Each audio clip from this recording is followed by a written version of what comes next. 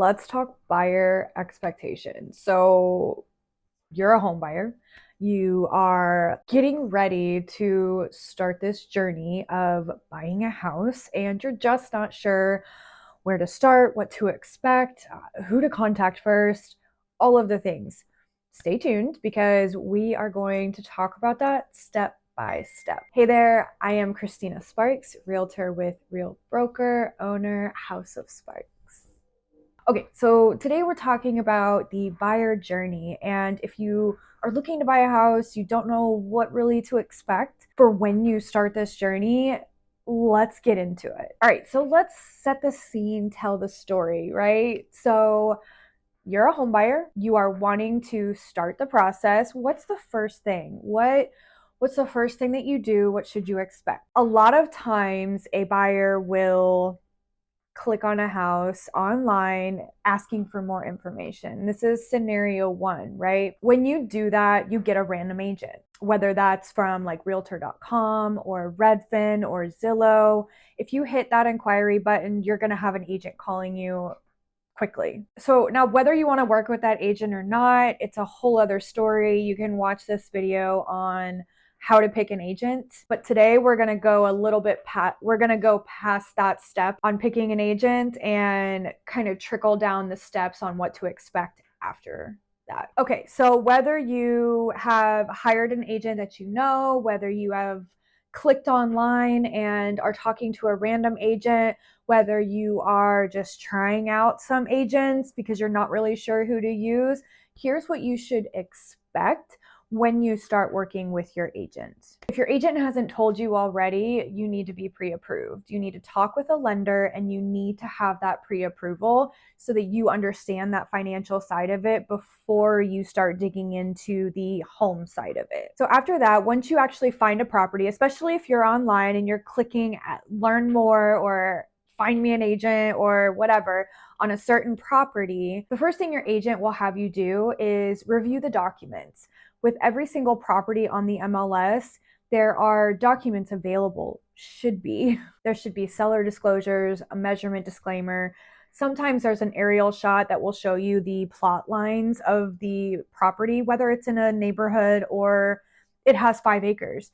There should be an aerial. There could also be other documents such as CC&Rs, which are covenants and restrictions, which are very important because if you don't want to live in an area where there's covenants and restrictions, you don't need to go any further with that property. You don't need to schedule a tour. You don't need to go see it in person. That can be marked off the list immediately.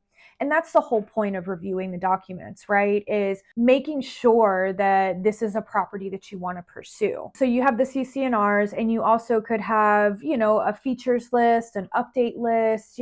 Some agents do different things as far as what they disclose and what documentation they provide. If there was pre-listing inspection, maybe there's a copy of an inspection. Maybe there's receipts for work that was done before the listing went live. Make sure that your agent is giving you access to all the information possible before you go and see it in person. Now, on the documents, which like I mentioned with the CC&Rs, you also have seller disclosures. Now, these are the disclosures that the seller fills out before they list. They're supposed to be filled out honestly. The sellers are supposed to inform you of any repairs or any knowledge really they have of the property, whether it's maintenance issues, repairs that have been done, etc.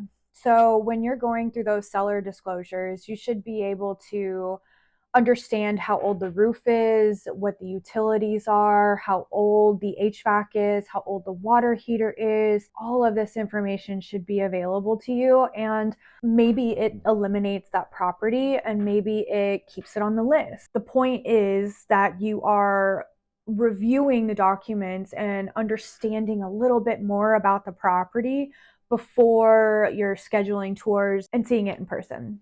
Okay, so you've reviewed the documents, you've given your agent the green light, like, let's go see this house.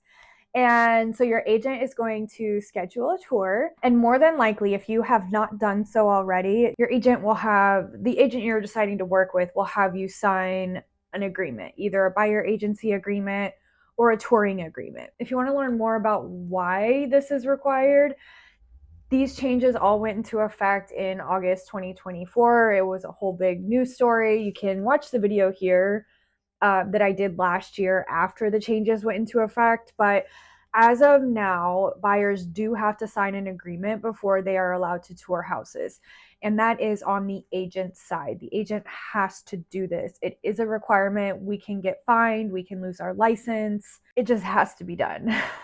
Now, with that being said, okay, you sign the agreement, you work with this agent, you see a couple different houses, and you and this agent are just not vibing. What are your options to let go of this agent and maybe try to find and work with a different agent? So I want to reiterate that just because you sign an agreement with an agent doesn't mean you are just locked in and forced to work with them, especially if you are still in the looking at houses phase. So what you need to do if you want to move on from an agent and you have signed an agreement, all you have to do is send an email, send a text, something in black and white that says that you no longer wish to work with them and that you are terminating your buyer agreement, your touring agreement, whatever agreement that you signed and the date it was executed. So say you signed it on October 1st, you need to put that date in there just to make it crystal clear what document you're talking about.